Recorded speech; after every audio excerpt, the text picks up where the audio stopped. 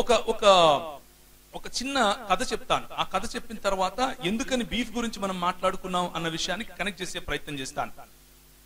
మీకు ఛత్రపతి శివాజీ గారి గురించి ఎంతమంది తెలుసు? మహారాష్ట్రలో ఛత్రపతి శివాజీ గారు కదా. ముఘల్ రాజ్యాలు ఈ దేశంలో విస్తరించే సమయంలో స్థానికంగా ఉన్నటువంటి ఈ మనువాదులు ఏమనుకున్నారు అని అంటే, ఇక మన రాజ్యాలన్నీ నశించిపోతాయి, మన పరిస్థితి ఏంటి, ఏమైపోతామో వీళ్ళు వెళ్ళి కొట్లాడరు, వీళ్ళకి చేత కాదు. వీళ్ళకి ఏం తెలుసు?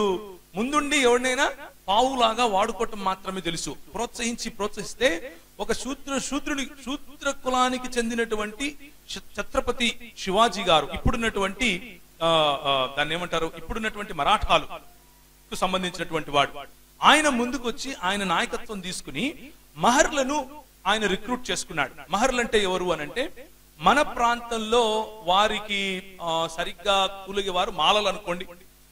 మహర్లను రిక్రూట్ చేసుకున్నాడు. ఎందుకు మహర్లను రిక్రూట్ చేసుకున్నాడు అని అంటే, వాళ్ళు శరీర దారుఢ్యం బాగా ఉంటుంది, పొడుగ్గా ఉంటారు, వారు బాగా పోట్లాడతారు, వారికి పోట్లాడే గుణం ఉంది, వారు కష్టపడతారు అని అర్థం చేసుకున్నాడు. కాబట్టి వారు ఈ ప్రోటీన్ బాగా తింటారు. ఏ ప్రోటీన్?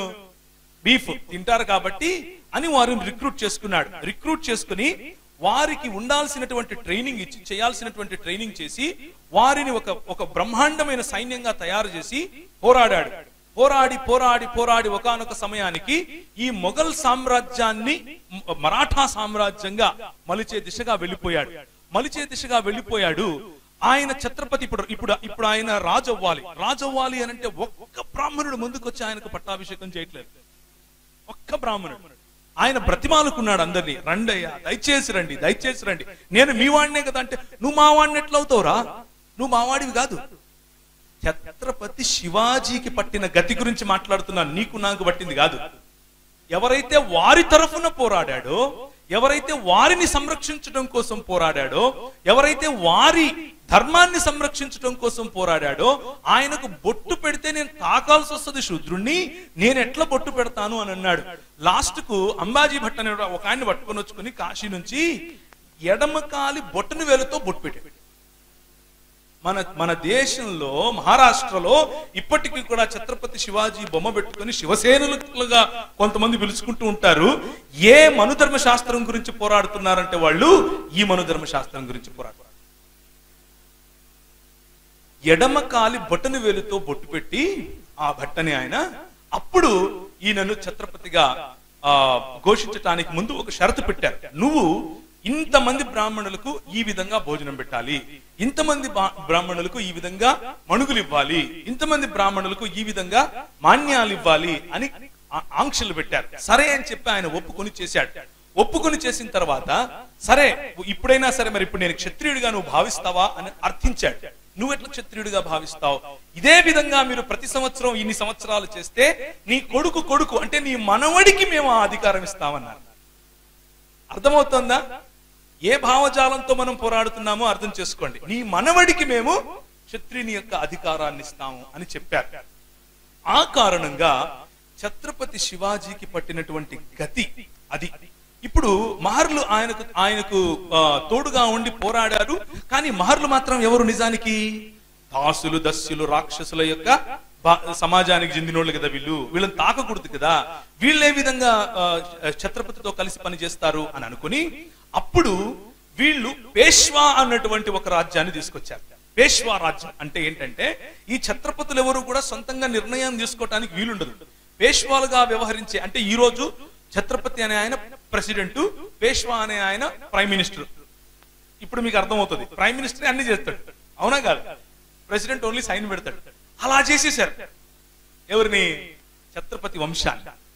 పేష్వాలు ముందుండి ఆ ఛత్రపతి వంశాన్ని నిర్వీర్యం చేసేసి కేవలం నువ్వు అక్కడ ఒక బొమ్మగా ఉండు, మిగిలిన పని మేము చేస్తాం అని చెప్పి వాళ్ళు వచ్చిన వెంటనే మహర్లకు ఏం చేశారు తెలుసా? మూతికి ఒక ముంత కట్టారు, వెనకలొక చీపురు కట్టారు. మూతికి ఒక ముంత, వెనకలొక చీపురు కట్టేసి అప్పుడు వాళ్ళు శనివారవాడ అని ఒక ప్రాంతంలో జీవించేవాళ్ళు. పూనాలో శనివారవాడ, పూనా, సతారా, ఈ ప్రాంతాలన్నింటిలో కూడా నేను తిరిగి వచ్చాను. అవన్నీ చూసిన తర్వాత చెప్తున్నాను, ఊరికే చెప్పట్లేదు. శనివారవాడలోకి, శనివారవాడ నుంచి ఇన్ని మైళ్ళ దూరం వరకు అసలు వాళ్ళు కనిపించకూడదు. ఎవరు? ఎవరైతే వాళ్ళ కోసం పోరాడి వారికి రాజ్యాన్ని తీసుకుని వచ్చి ఇచ్చారో, ఎవరైతే ముస్లింలకు వ్యతిరేకంగా పోరాడి వారి కోసం నిలబడ్డారో వాళ్ళు ఏమైపోయారు? సడన్ గా అస్పృశ్యులు, దాసులు, దస్యులు, నాగులు. ఎందుకు? శ్రేయాన్ స్వధర్మో విగుణః అంటే స్వధర్మం ఎంత దరిద్రమైనా సరే అదే చెయ్యాలా అని చెప్పింది కాబట్టి వాళ్ళ పుస్తకం. అర్థమవుతుందా? నీకోసం వాడు కష్టపడినా సరే వాడిని మాత్రం అక్కడ పెట్టాలి. పరధర్మాత్ స్వనుష్ఠితాత్. ఎంత దరిద్రమైనా సరే, ఎంత మంచిదైనా సరే నిష్ఠగా పరధర్మాన్ని మాత్రం చేయకూడదు. ఏంటా పరధర్మం? యేసు ప్రభువుని నమ్ముకోవడం అనుకుంటారు. అది కాదు నేను చెప్పేది. ఒక మహరు పోయి ఒక వారియర్ గా పని చేయకూడదు. ఒక మహర్ వెళ్ళి యుద్ధంలో చేయకూడదు. యుద్ధం చేశాడు కాబట్టి వాడిని మేము ఏం చేస్తాం? ఇప్పుడు దూరం పెడతాం. అర్థమవుతుంది కదా ఇప్పుడు ఎందుకు మనం ఈ మాటలు మాట్లాడుతున్నామో? ఆనాడు వారు పౌష్టికంగా ఉన్నటువంటి బీఫ్ తిన్నారు కాబట్టి, బలంగా ఉన్నారు కాబట్టి వాళ్ళని ఏ విధంగా తిరిగి మనం నిర్వీర్యం చేయాలి? వారు పోరాడి గెలిచి వారికి పట్టం కట్టిన తర్వాత మూతికి ఒక ముంత కట్టండి, వెనకొక చీపురు కట్టండి, వాడు తిరగాలి. వాడు కాలు పెట్టి నడిచిన తర్వాత వాడి కాలే వాడు తుడుచుకుంటూ వెళ్ళాలి అని పని చేశారు. పని చేసిన తర్వాత అలా శనివారవాడ ప్రాంతంలోనికి వారు రానికుండా, ఒకవేళ వస్తే శనివారవాడలో వారి నీడ పడనివ్వకుండా వారి చుట్టూ ఏదైనా ఒకటి పెట్టుకుని నడవాలనటం, వాడి పై వస్త్రం లేకుండా నడవాలనటం, కేవలం గోచిలోనే నడవాలి అనటం, లేకపోతే కొన్నిసార్లు నీ మెడకు కానీ చేతికి కానీ నల్లటివి ఏదైనా కట్టుకోవాలనటం. నువ్వు శూద్రుడని తెలియాలి, అందుకనే నల్ల మొలతాడులే అమ్ముతారు బయట. నువ్వు శూద్రుడు అని తెలియాలి. అలా కట్టినటువంటి ఈ విషయాలన్నీ మొదలుపెట్టి భయంకరమైన పరిస్థితిలో ఉన్నప్పుడు రోడ్డు మీద నడుస్తూ ఉంటే నువ్వు ఎలా రోడ్డు మీద నడుస్తావురా? రోడ్డు మీద నడవడానికి నువ్వు మహరువి కదా, నువ్వు చమహారువు కదా, నువ్వు ఎరుకలవి కదా, నువ్వు యానాదివి కదా, నువ్వు మాదిగవు కదా, నువ్వు మాలవు కదా, నువ్వు నేత కానివి కదా, నువ్వు పింజారివి కదా. నువ్వెట్లా నడుస్తావు? మేము నడుస్తూ వచ్చినప్పుడు దాన్ని ఏమంటారు, నీ నీడ మా మీద పడదా? మేము వెళ్ళి మళ్ళీ స్నానం చేయొద్దా? ఇందుకెళ్ళు అని అన్నారు. అలాంటి సమయంలో ఒకానొక సైన్యం మన దేశంలోకి వచ్చింది. కానీ ఈ సైన్యం దగ్గర చేతిలో కత్తులు, కటార్లు, బాంబులు ఏమీ లేవు, పిస్తోళ్లు లేవు. ఈ సైన్యం ఏం చేసింది అని అంటే మన దేశంలో ఉన్నటువంటి బడుగు బలహీన వర్గాలను చూసింది. 1750 నుంచి 1810 వరకు విశాఖపట్నంలోనికి లండన్ మిషన్ వారు రావటం, ఆ లండన్ మిషన్ వారు చేసినటువంటి పరిచర్యలు, కేవలము 3 సంవత్సరాల్లోనే 25కు పైగా స్కూళ్లు పెట్టడం. 1840లో ఇక్కడ 1857లో జరిగినటువంటి సిపాయి తిరుగుబాటు మ్యూటినీ జరిగే సమయంలోనే అసలు స్త్రీలు చదవచ్చా చదవకూడదా, స్త్రీలు లోపలే ఉండాలి, స్త్రీల కనుబొమ్మలు కలుస్తున్నాయి కాబట్టి అది రాక్షసితో సమానం, స్త్రీకి కాముకత మరియు గర్వం మరియు ఎంతసేపు నగల మీద ఆశ ఉంటుంది, వాళ్ళ పుస్తకాలు రాసుకున్నారు, నేను చెప్పలేదు. కాబట్టి దాన్ని దూరం పెట్టాలి, ఎప్పుడు స్త్రీకి సత్యం చెప్పకూడదు, స్త్రీ ఎప్పుడు వాగుతూ ఉంటుంది కాబట్టి అందరికీ చెప్తుంది. ఇలాంటి విచిత్రమైనటువంటి ఆలోచనలు క్రియేట్ చేసి స్త్రీలను మరుగుపరిచేసిన సమయంలో బాలికలకు స్కూలు పెట్టిన మొట్టమొదటి సమాజం మన సమాజం. దేవునికి స్తోత్రం కలుగునుగా. ఎవరు నేర్పారు ఇది? మనుధర్మశాస్త్రం నేర్పిందా? కాదు. 66 పుస్తకాలు ఉన్నటువంటి బైబిల్ గ్రంథం ఈ రోజు ఒక స్త్రీ పైలట్ అవుతోంది అని అంటే, మన దేశంలో ఇందిరాగాంధీ ప్రధానమంత్రి అయ్యింది అని అంటే, మన దేశంలో ఈ రోజు కల్వకుర్తి చంద్రశేఖరరావు గారి కుమార్తె కవిత గారు ఎంపీ అవుతున్నారంటే దాని వెనక కారణం ఎవరు? అదిగో వెనక పైన కనిపిస్తున్నారే వాళ్ళు. దేవునికి స్తోత్రం కలుగును గాక. వాళ్ళకి ఈ రోజు కనిపించకపోవచ్చు, కానీ ఒకానొక సమయంలో భయంకరమైనటువంటి వివక్షకు గురైనటువంటి ఈ సమాజాలను పైకి తీసుకుని వచ్చింది బైబిల్ భావజాలం పట్టుకుని వచ్చినటువంటి క్రైస్తవ మిషనరీలు. మొదటి సంవత్సరంలో 25 స్కూళ్ళు, చాలా తక్కువ. మెడ్రాస్ ప్రెసిడెన్సీ గురించి ఒకసారి నేను స్టడీ చేశాను. మెడ్రాస్ ప్రెసిడెన్సీలో ఏ విధంగా క్రైస్తవ సమాజం ఎలాంటి పరిచర్య చేసింది. 2 చేతులను, ఒక చేయిని విద్యాలయాలుగాను ఇంకొక చేతిని వైద్యాలయాలుగాను, ఈ రెండిటిని వారు ఉపయోగించారు. మొట్టమొదటి స్కూల్ మనది, మొట్టమొదటి కళాశాల మనది, మొట్టమొదటి థియాలజీ కాలేజ్ మనది, మొట్టమొదటి వైద్యశాల మనది, మొట్టమొదటి ప్రసూతి విభాగం మనది, మొట్టమొదటి నర్సింగ్ కాలేజ్ మనది, మొట్టమొదటి ఐఏఎస్ విభాగం తీసుకొచ్చింది మనం, ఐపీఎస్ ట్రైనింగ్ తీసుకొచ్చింది మనం, తపాలా తీసుకొచ్చింది మనం. మిషనరీలు వారి సంస్థలకు రాసుకోవాలని చెప్పి మనకు ఒక్క నిమిషం ఇక్కడ ఆగుతాను. ఏంటి అని అంటే, చాలా మందిలో ఈ కన్ఫ్యూజన్ ఉంటుంది. ఇంతకు నేను ఎవరి గురించి మాట్లాడుతున్నాను? బ్రిటిష్ వాళ్ళ గురించా? తెల్లోళ్ళు వస్తారు వాళ్ళ గురించా? నేను వాళ్ళ గురించి మాట్లాడట్లేదు. తెల్లోడు దోసుకుని వెళ్ళిపోయాడు. తెల్లోడు గురించి నేను మాట్లాడటంలా. తెల్లోడైనా నల్లోడైనా మన దేశానికి వచ్చినటువంటి మిషనరీలు ఎక్కడెక్కడి నుంచి వచ్చారు? ఇంగ్లాండ్ నుంచి వచ్చారు, అమెరికా నుంచి వచ్చారు, కెనడా నుంచి వచ్చారు, వేల్స్ నుంచి వచ్చారు, తర్వాత ఫ్రాన్స్ నుంచి వచ్చారు, ఆ తర్వాత జర్మనీ నుంచి వచ్చారు, సుడాన్ నుంచి వచ్చారు, లిబియా నుంచి వచ్చారు, సిరియా నుంచి వచ్చారు, ఈజిప్ట్ నుంచి వచ్చారు, రైట్, ఇరాన్ ప్రాంతం నుంచి వచ్చారు. ఇన్ని ప్రాంతాల నుంచి మిషనరీలు వచ్చారు మన దేశానికి. ఆఫ్ఘనిస్తాన్ నుంచి వచ్చారు. షేర్ బహదూర్ గారు అప్పట్లో ఆఫ్ఘనిస్తాన్ నుంచి వచ్చినటువంటి మిషనరీ గారు. ఆయన మాట్లాడితే ప్రజలు వణికేవారంట. అలా మాట్లాడేవాడంట ఆయన.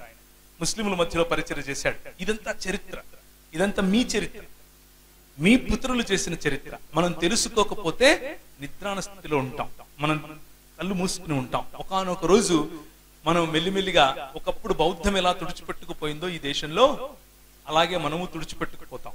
మనం తెలుసుకుంటే సంఘటితం అవుతాం. అందుకే చెప్పే ప్రయత్నం చేస్తున్నాను. సరే, మళ్ళీ మహర్ల దగ్గరికి వద్దాం. ఈ మహర్లు, ఇలాంటి మహర్లను ఉద్ధరించడం కోసమే ఆ దేవుడు పంపినటువంటి సైన్యముగా చేతిలో బైబిల్ పట్టుకొని వచ్చారు. వీళ్ళు చంపటానికి, కొయ్యటానికి, నరకటానికి, నిర్వీర్యం చేయటానికి రాలేదు. ప్రజలను బాగుపరచటానికి వచ్చారు. మరి ఈ పేష్వాల యొక్క సామ్రాజ్యం విస్తరించింది. భయంకరంగా అణిచివేత జరిగింది. భయంకరంగా మహర్లు, తర్వాత భయంకరంగా అక్కడున్న భంగీలు, భయంకరంగా అక్కడ ఉన్నటువంటి మాల్వా ప్రాంతము, నెమాడ్ ప్రాంతము, తర్వాత ఇప్పుడున్నటువంటి సింధియాలు పాలించినటువంటి ప్రాంతం అంటే గ్వాలియర్ ప్రాంతం, ఈ ప్రాంతం అన్నిట్లో కూడా బడుగు బలహీన వర్గాల పరిస్థితి భయంకరం అయిపోయింది. అలాంటి పరిస్థితుల్లో ఒకానొక సమయంలో బ్రిటిష్ వారు ఈ దేశానికి వచ్చి బ్రిటిష్ వారు పోరాడుతున్నారు పేష్వాలతో. ఎందుకు? మరాఠవాడాను జయించడం కోసం పోరాడుతున్నారు. అది కేవలం ఒక రాజకీయ పరమైనటువంటి, లేకపోతే రాజ్యాధికారం కోసం చేసేటటువంటి పోరాటం. మన పితరులు చేసే పోరాటం కాదది. అయితే ఈ బ్రిటిష్ వాళ్ళు ఏం చేశారంటే, ఈ బ్రిటిష్ వాళ్లకు వీళ్లకుండే తెలివే సావు తెలివితేటలు. అంతా ఒకటే జాతి, ఇది విభజించి పాలించాలనే జాతి. వీళ్ళు ఏం చేశారు అని అంటే, మేము మరాఠాలతో పోరాడుకున్నాం, మా చేత కావట్లేదు. మొదటి రోజు యుద్ధానికి వెళ్తే వందల కింద చచ్చిపోయారు పేష్వాలతో పోరాడలేక. అప్పుడు మహర్లను మళ్ళీ చూశారు. వీళ్ళు ఏందబ్బా, వీళ్ళు పెద్ద పెద్దగా దాన్ని ఏమంటారు, ఏం తింటారు వీళ్ళేమో లావుగా పొడుగ్గా ఎత్తుకున్నారు, మంచిగా యుద్ధం చేస్తున్నారు. ఎలా వచ్చింది అది? ఆ శరీర దారుఢ్యం వాళ్ళు తినేటటువంటి భోజనం అలాంటిది. ఈ పేష్వాలు తినరు కదా, పేష్వాలు పప్పు తింటారు. పప్పు తింటే ఏం యుద్ధం చేస్తారు? వీళ్ళని పట్టుకొచ్చుకుందాం అని చెప్పి వాళ్ళని రిక్రూట్ చేశారు. రిక్రూట్ చేసుకున్న తర్వాత వీళ్ళు 20,000 మంది సైన్యాన్ని, దాదాపు 900-500 సంఖ్య పక్కన పెట్టండి, ఏదైతే ఏముంది, భీమా కోరేగావ్ అనేటువంటి ప్రాంతంలో వాళ్ళు నిలబడి పోరాడారు. వాళ్ళు నిలబడి పోరాడితే ఒకే రోజు రాత్రి ఆ ప్రాంతంలో పేష్వాలను ఓడించారు. ఎందుకు అనంటే, 100 సంవత్సరాలుగా వీరి మీద జరుగుతున్నటువంటి ఒత్తిడి, 100 సంవత్సరాలుగా వీడి మీద జరుగుతున్నటువంటి వివక్ష, ఆ వివక్షకు ప్రతీకారంగా వారు ఆ రోజు యుద్ధాన్ని వాళ్ళు ఎన్నుకుని యుద్ధంలో వీరిని ఓడించారు. పేష్వాల యొక్క రాజ్యం ఆ రోజుతో అంతం చేశారు. పేష్వాలను పక్కన పెట్టేసి వీరికి మహర్లను తీసుకుని, మహర్లకు ఒక మొత్తం వింగ్ నే, అంటే ఒక సైన్యం వింగ్ నే తయారు చేసి ఇచ్చారు. ఎవరు? బ్రిటిష్ వాళ్ళు. కానీ అప్పటి నుంచి ప్రార్థన గుర్తుంది కదా. ఏంటి ప్రార్థన? ఓ ఇంద్రా, వాడి దగ్గర ఆవులు ఉన్నాయి, వాడిని చంపిన ఆవులు ఇయ్యి. ఓ ఇంద్రా, వాడి దగ్గర గుర్రాలు ఉన్నాయి, వాడిని చంపిన గుర్రాలు ఇయ్యి. ఓరి వీడు తెల్లోడు వచ్చాడు, వీడికి మళ్ళా గుర్రాలు ఇచ్చాడు, నాకు గుర్రాలు కావాలి, నా గుర్రాలు నా దగ్గర లేకుండా పోయాయి.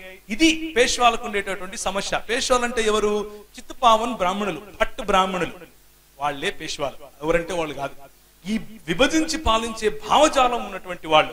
వీళ్ళు మెల్లిగా ఒక రాజకీయ ఎత్తుగడ వేసి పేష్వాలు పోయి బ్రిటిష్ వాడితో అలైన్ అయిపోయారు. మెల్లిగా బ్రిటిష్ వాడితో అలైన్ అయిపోయిన తర్వాత విదిన్ నో టైం కొద్ది సమయంలోనే మళ్ళీ మహర్ల యొక్క వింగ్ తీసేశారు. మహర్ల వింగ్ తీసేసి మళ్ళీ పాత స్థితే, మళ్ళీ పాత రోజులే. కాకపోతే ఆ ముంత, ఆ చీపురు లేదు, మళ్ళీ పాత రోజులే. ఇక్కడ జరుగుతున్నటువంటి పోరాటం ఏంటి అనంటే, వారికి బయట నుంచి వచ్చినటువంటి బ్రిటిష్ వాడినైనా సరే సమానంగా చూస్తారు, కానీ స్థానికులమైనటువంటి బడుగు బలహీన వర్గాలైన మనం సమానం అంటే మాత్రం ఒప్పుకోలేదు. ఇది విభజించి పాలించే గుణం. ఇలాంటి సమయంలో ఒక పండిత రమాబాయి అదే మరాఠవాడ ప్రాంతంలో ఒక పండిత రమాబాయిని మన వాళ్ళు లేపారు పైకి. ఆమెను కష్టపడి చదివించారు. ఆమె చదువుకుని ఆమె మంచి దాన్ని ఏమంటారు విద్య కలిగిన తర్వాత నాలాంటి బాలికలు ఎంతో మంది వితంతువులు అయిపోతున్నారు, బాల్య వితంతువులు అయిపోతున్నారు, వారిని నేను చేరదీయాలి అని అనుకుంది. చేరదీయాలని అనుకుని ప్రజలను సమీకరించింది. ఆమె ఎన్నో ఆశ్రమాలు బాలికల కోసం పెట్టింది. పెట్టి వారిని పెంచుతూ ఉంటే ఇదే లోకమాన్య తిలక్ గారు ఆమె గురించి అంటాడు, ఈమెకు మన దేశంలో ఇంతమంది దేవుళ్ళు ఉంటే ఒక్కడు కూడా ఈమెకు పనికి రాలేదంట.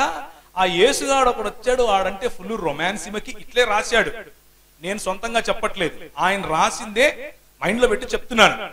యేసుగాడు ఒకడు వచ్చాడు, ఆడంటే ఈమెకు రొమాన్స్, అందుకు ఆడితో లేచిపోయింది అని రాశాడు. ఇది వాళ్ళకు ఉన్నటువంటి భావజాలం. ఇది విభజించి పాలించే భావజాలం. ఇదేంది ఇంట్లో పక్కింటోళ్ళకి చెప్పాడు అనుకుంటున్నారా? కాదు. మొన్నటికి మొన్న ఏమార్చే మతం అని ఏబిఎన్ ఆంధ్రజ్యోతి రాసింది. 5 రోజులు వరుసగా హెడ్ లైన్స్ వేసింది, గుర్తుందే? ఆ విధంగానే ఈయన హెడ్ లైన్స్ లో రాశాడు. ఈ పండిత అంట, దీనికి పండిత అని పేరు ఎవరిచ్చారు? ఏం చదువుకుందని పండిత ఇచ్చారు? అందుకనే మేము పోరాడుతున్నాం. స్వరాజ్యం నా జన్మ హక్కు అన్నాడు. ఏంటా స్వరాజ్యం? మనుధర్మ శాస్త్రం రావటం స్వరాజ్యం. బ్రిటిష్ వాడు పోవటం కాదు స్వరాజ్యం. ఈయన దృష్టిలో మనుధర్మ శాస్త్రం రావటం స్వరాజ్యం. ఏంటా మనుధర్మ శాస్త్రం? స్త్రీకి చదువెందుకు? లోపల ఉండాలి. స్త్రీకి ఎక్కువ చదువు చెప్తే ఇదిగో ఇట్లా పండిత రమాబాయి లాగా తయారవుతుంది, మిగిలిన వాళ్ళకి కూడా చదువు చెప్తుంది. శూద్రులకు చదువు ఎందుకు? ఏం పోయింది? మీకు మతిపోయిందా? ఎందుకు చెప్తున్నారు మీరు చదువు? చదువు చెప్పొద్దు. వాళ్ళకి ఏం నేర్పించాలా? వాళ్ళు చెప్పులు కుట్టే ట్రేడ్ లో ఉంటే చెప్పులు కుట్టడం నేర్పించాలా, వాళ్ళు మంగళంలో అయితే వాళ్ళకి తలకత్తిరించడం నేర్పించాలా. ఇది ఆయన చెప్పిన మాటలు, నేను చెప్పిన సొంత మాటలు కాదు. ఆయన పేపర్ లో ముద్రించి మరీ ఇచ్చాడు. కేసరి పేపర్ పేరు. ఇది ఈ దేశంలో బడుగు బలహీన వర్గాల పట్ల జరుగుతున్నటువంటి దాడి.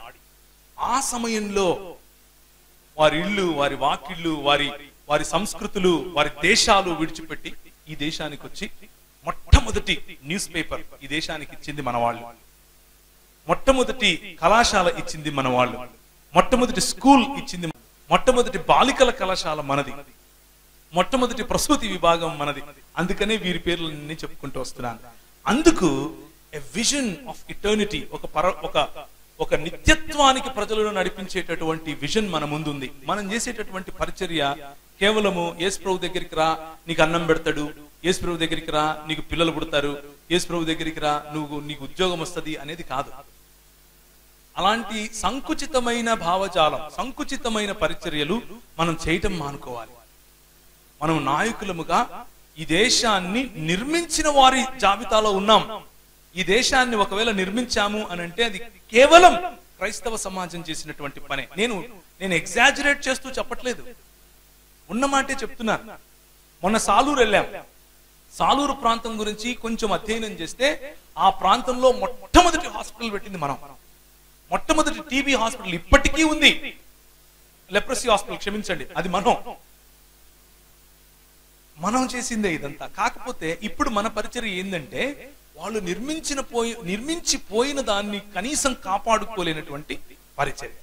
ఉన్న ఆస్తులు అమ్ముకోవటం, ఉన్న భూములు అమ్ముకోవటం, ఏ కులాన్నైతే ఏ కుల ప్రాతిపదికనైతే మనల్ని విభజించారో ఈ దేశంలో ఉన్నటువంటి నల్ల దొరలు ఆ కుల ప్రాతిపదికలోనికే మెల్లిమెల్లిగా మనము జారిపోయి కుల సంఘాలు కట్టుకొని ఇవి క్రైస్తవ సంఘాలని పిలుచుకుంటున్నాం. ఇది మనం చేసేటటువంటి పరిచయం. Shame on us my brothers. మనం సిగ్గుపడాలి. మనం రోటీ చూసాం, కపడా చూసాం. ఎందుకు మహర్లకు పైన లేకపోతే ఎందుకు తక్కువ కులాలకు పైన బట్టలు వేసుకోకూడదో, మూతికి ముంత కట్టుకున్నారో చూసాం. ఆఖరిగా ఇంకొక కథ ముగిస్తాను. ఒక ఆయన, ఇది మీకు తెలిసి ఉంటుంది, ఒక ఆయన చక్కగా రాజ్యాన్ని పాలిస్తున్నాడు. ఆయన పేరు బలి చక్రవర్తి. విన్నారా ఎప్పుడన్నా కథ? చక్కగా రాజ్యాన్ని పాలిస్తున్నాడు. ఇది ఒక కథ రూపంలో చెప్పినా కానీ ఇది వారి యొక్క మానసికతకు చిహ్నం. ఏంటా మానసికత అంటే, నీ దగ్గర భూమి ఉంటే వాళ్ళు ఒప్పుకోలేరు. నీ దగ్గర ఎలా భూమి ఉంటుంది? నీ దగ్గర భూమి ఉండడానికి వీలు లేదు అన్నది ఆలోచన. ఈ బలి చక్రవర్తి మంచిగా చక్కగా సుభిక్షంగా అందరినీ పాలిస్తూ ఉంటే చూడలేనటువంటి ఈ ఆర్య సమాజం ఒక ఆయన వామనుడి లాగా వచ్చి అడుగుతాడు, నాకు 3 అడుగులు కావాలి అని. ఒక అడుగు ఆయన ఉన్న చోట అంటే భూమి మీద, ఇంకొక అడుగు సకల బ్రహ్మాండం మీద పెట్టి ఇంక 3వ అడుగు ఎక్కడ పెట్టాలి అని అంటే ఆయన అంటాడు, ఇదిగో నా తల మీద పెట్టయ్యా అని వంగి తన తలను అర్పిస్తాడు. అప్పుడు ఈ దేవునిగా పిలువబడే ఈ వామనుడు అతఃపాతాళానికి ఆ మనిషిని తొక్కేస్తాడు. ఇది వారి సంస్కృతి. ఏంటంటే నీ దగ్గర భూమి ఉండటం వాళ్ళకి ఇష్టం లేదు, నీ దగ్గర ఇల్లు ఉండటం వారికి ఇష్టం లేదు. నువ్వు బట్ట కట్టద్దు, నువ్వు భోజనం చెయ్యొద్దు, నీ దగ్గర ఇల్లు ఉండద్దు, ఈ 3 ఉండద్దు. ఈ 3 చేశారు మన క్రైస్తవ సమాజం. మొట్టమొదటిగా చదువిచ్చారు. నీకు కోల్పోయినటువంటి గుర్తింపు, నువ్వు మనిషివి అన్న గుర్తింపును తిరిగి తీసుకొని వచ్చి ఇచ్చారు. నీకు మేము సాలూరుకి వెళ్ళినప్పుడు అక్కడ పనిచేసినటువంటి జర్మనీ దేశానికి చెందినటువంటి మిషనరీ గారు ఆయన ఏం చేశారు అనంటే, ఒక 20 ఎకరాలు స్థలం కొని ఉచితంగా కొంతమందికి పంచి, కొంతమంది అగ్రకులస్తులకు అమ్మి అందరినీ ఒకే కమ్యూనిటీలోకి కట్టే ప్రయత్నం చేశాడు. అంటే నేషనల్ ఇంటిగ్రేషన్, సర్వకులాలను ఇంటిగ్రేట్ చేసేటటువంటి పని ఎవరు చేశారు? మన పితరులు చేశారు. విభజించే పని ఎవరు చేశారు? ఈ దేశాన్ని కుసంస్కృతిలోనికి తీసుకెళ్ళినటువంటి వారు చేశారు. ఇది మనం తెలుసుకోవాలి అన్న ఉద్దేశంతో చేసేదే ఇండాలజీ. మన దేశ చరిత్ర ఏంటి, ఆ దేశ చరిత్రలో మనల్ని ఏ విధంగా కడుతున్నారు అన్నది. ఒకానొక సమయంలో ఈ ఒంగోలు ప్రాంతం భయంకరమైనటువంటి కరువు, తినటానికి భోజనం లేదు, కష్టపడుతున్నారు. ఎక్కడ వర్షం పడట్లేదు, పంటలు పండట్లేదు, మొత్తం పశువులన్నీ బక్క చిక్కిపోతున్నాయి, మనుషులు చచ్చిపోతున్నారు. అయ్యా కొంచెం అన్నం పెట్టండి అయ్యా అని వెళ్ళి ఈ బూర్జువారీ వ్యవస్థలో ఎవరైతే ధనవంతుల వారి దగ్గరికి వెళ్ళి అడిగితే మన పెద్దలు వారికి అన్నారు, అరే నువ్వు మా ఇండ్లలోకి వచ్చి పని ఎట్లా చేస్తావు గానీ ఒక పని చెయ్యి, మా గొడ్లు మాకు పండిన ధాన్యానికి తొక్కుతాయి, ఆ తొక్కే సమయంలో నువ్వు కూడా రా పని చెయ్యి, పని చేసిన తర్వాత నీకు మేము జీతం ఇవ్వలేము, ఇప్పట్లో మా దగ్గర డబ్బులు అంటే మాకు కావాలి కదా, కాబట్టి జీతం అయితే ఇవ్వం, ఒక పని చేయి, మా గొడ్లు తింటాయి. ఏం తింటాయి? గింజలు. ఏం గింజలు? అప్పుడు కంకులు పండిస్తున్నారు, కంకులు తింటాయి. కంకులు అంటే అర్థమవుతుందా? కంకి అంటే ఏంటో? మొక్కజొన్నలు అవి తొక్కుతాయి. తొక్కిన తర్వాత ఆ తొక్కుతూ తింటాయి. తిన్న తర్వాత పేడేస్తాయి. అవి అరిగించుకోలేవు. ఎందుకంటే పశువులు ఎలా అరిగించుకుంటాయి? నెమరు వేయాలి. ఒక చోట కూర్చుంటే నెమరు వేయాలి. మీకు తెలుసు కదా, మీకు అన్ని తెలిసినవే ఇవన్నీ. నెమరు వేస్తే తప్ప అరిగించుకోలేవు పశువులు. అవి పేడ వేస్తాయి. ఆ పేడ మీకు జీతంగా ఇస్తాను అన్నారు. సంవత్సరాలు మన వాళ్ళు అలా బ్రతికారు. మీకు తెలుసో తెలియదు.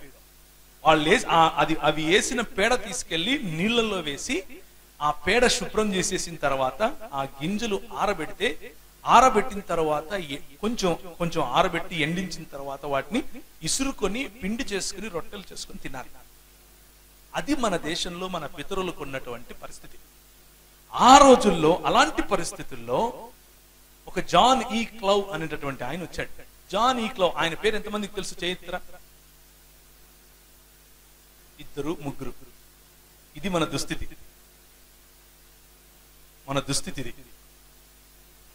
జాన్ ఈ క్లౌ అనే ఆయన మొట్టమొదటిసారిగా భారతీయ బ్యాప్టిస్ట్ సంఘాల స్థాపన కోసం నెల్లూరు ప్రాంతానికి వచ్చి పనిచేస్తూ ఉంటే ఆయన ఈ దుస్థితిని చూశాడు. అయ్యో ఎట్లా ప్రభువా, నాకు ఒక్క దర్శనం, ఒక్క డోర్ తెలుసు అని అన్నప్పుడు, అప్పట్లో ఈ ఆర్థర్ కాటన్ గారు ఆయన బ్రిటిష్ జనరల్ గా ఉండి పనిచేస్తున్నారు. అంటే బ్రిటిష్ ప్రభుత్వంలో ఒక అధికారి అయినప్పటికీ ఆయన బైబిల్ వదిలేవాడు కాదు. గుర్రం ఎక్కడం, బైబిల్ పట్టుకోవటం, వెళ్ళిపోవటం ఊర్లలోకి. గుర్రం మీదనే వెళ్ళిపోయి సువార్త చెప్పెట్టాడు ఆయన. అస్సలు కాంప్రమైజ్ అయ్యే క్వశ్చన్ లేదు ఆ రోజుల్లోనే. అలాంటి వాడితో ఈయన వెళ్ళి ఒక పరిచయం పెట్టుకున్నాడు. అయ్యా నువ్వేదో కడతానన్నావంట, డ్యామ్ కడతానన్నావంట, ధవళేశ్వరం దగ్గర ప్రాజెక్ట్ కడతానన్నావంట, మరి ఆ నీళ్లు ఆ ప్రాంతం వరకే వద్దు, మచిలీపట్నం గుండా తీసుకుని వచ్చి మన దాన్ని ఏమంటారు, మచిలీపట్నం అంట, క్షమించండి, ఈ తీర ప్రాంతం గుండా తీసుకుని వచ్చి మన ఈ ప్రకాశం జిల్లా ప్రాంతంలో కలిసేటట్లుగా చెయ్యండి, నేను మీకు సహాయం చేస్తాను అని అన్నాడు. ఇది దేవుని రాజ్య స్థాపన. దేవునికి స్తోత్రం కలుగును గాక. బైబిల్ పట్టుకుని మత్తయి సువార్త 5వ అధ్యాయంలో ఇట్లుంది, రా మునుగుతాను, ముంచుతాను మునుగు అని అంటే, అది కేవలము నువ్వు చచ్చిపోతే పరలోకం పోతావు అని చెప్పి సువార్త. అక్కడితో ఆగలేదు మన తల్లిదండ్రులు. నీ రాజ్యం వచ్చునుగాక అన్న వైపుగా పనిచేశారు. అందుకనే చచ్చిపోయే వారిని వాళ్ళ కర్మలేరా అన్నటువంటి సంస్కృతిలో వాడి కర్మ ప్రకారం వాడికి దక్కింది అనే సంస్కృతిలో కర్మ కాదు, మనం మార్చగలం అని ఆలోచించారు. అలాంటి గోదావరి జలాలను వారు కెనాల్స్ ద్వారా త్రవ్వుకుంటూ ఎక్కడికి, ప్రకాశం జిల్లా వరకు తీసుకెళ్లారు. 100 కిలోమీటర్లు. ఎవరు తవ్వుతారు? అన్నమే లేదు. అన్నం అడిగితే పేడిస్తున్నారు. ఏమయ్యా అంటే, మీరు కాలువలు త్రవ్వండి, నేను మీకు అన్నం పెడతాను అన్నాడు. అందుకు మనల్ని రైస్ క్రిస్టియన్స్ అంటారు. అర్థమవుతుందా? అందుకు మనల్ని వీళ్ళు అన్నం కోసం ఏమయ్యారు, మత మార్పిడి చేసుకున్నారు అంటారు మనల్ని. ఇది రైస్ అన్నం కాదు, ఇది మా ఆత్మగౌరవం. మేము చస్తాము అని అంటే పేడేస్తాము అని మీరు అన్నారు. మాకు పని ఇచ్చి వీరు పనికి వచ్చేవాళ్ళు అని గుర్తించారు. వీరిలో సృజనాత్మకత ఉంది అని వారు గుర్తించారు. వీరికి భోజనం పెట్టాలి అని వారు ఆలోచించారు. కనుక మేము ఆ ప్రేమను గుర్తించాం. వీళ్ళు ఎందుకు చేయాలి అసలు? మేము ఎవరం వీళ్ళకి? ఒక పక్క వీళ్ళు మాతో పని చేస్తూ ఉంటే భార్యలు పిల్లలు ఒకవైపు ఉన్నారని చెప్పి ఈ మిషనరీ జానీ క్లవ్ గారు, అలాగే ఆర్థర్ కాటన్ గారు, వీరి భార్యలు అదే కాలువల ప్రక్కన చెట్టు కింద కూర్చుని పిల్లలకు చదువు చెప్పేవాడు. ఆ పిల్లలు ఈరోజు, వారి పిల్లలు ఈరోజు ఎక్కడున్నారు, ఎలాంటి ఆఫీసర్లుగా ఉన్నారు, ఎంత గొప్ప స్థాయిలో ఉన్నారు. దానికి కారణం ఏంటి? దేవుని రాజ్య స్థాపన అన్న ఆలోచన. నువ్వు మా ఇంటికి వస్తే ఎంత కానుక తెస్తావు, నేను మీ ఇంటికి వస్తాను ఎంత కానుకేస్తావు అన్న సేవ కాదు, దేవుని రాజ్య స్థాపన. సంఘంలో మనకు తెలియదు జానీ క్లవ్ అంటే ఎవరో. మన కర్మ చూడండి, మన సంస్కృతి మన సంఘం ఎలా ఉందో. సంఘంలో తెలియదు సర్ ఆర్థర్ కాటన్ అంటే ఎవరో. ఆయన పూర్తి పేరు కూడా తెలియదు. ఆయన పేరు సర్ ఆర్థర్ థామస్ కాటన్.